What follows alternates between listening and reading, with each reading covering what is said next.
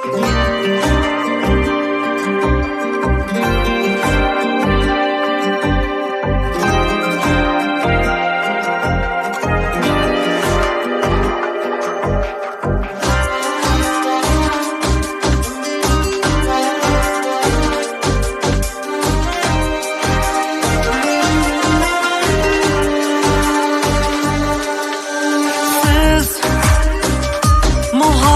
temin etti tutkan en güzel kız siz. Mening mengüge hemrayım hem sırdışımdır siz.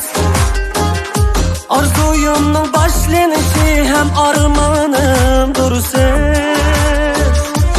Canım siz. Meni baxtli qılalaydigan bir lademsiz. Mening azapsız rahatim güzel armanımsiz. Arzuyumның başlanışı hem takdirim o siz. Canımsiz.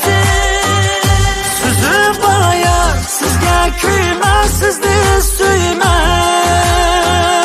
Ve de var ya sizni mengü baxtli qilman.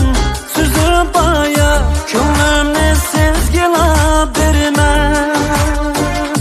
Cananimsiz.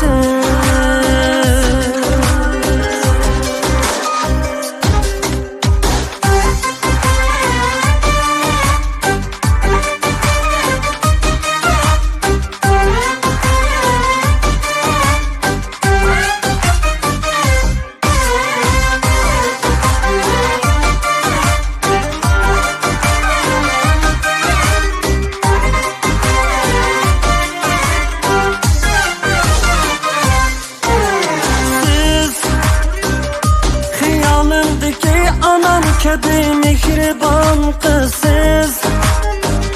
Nakşamdaki güzel tema, güzel mısralasız. Hayatımdaki kuyaşım, dilbahar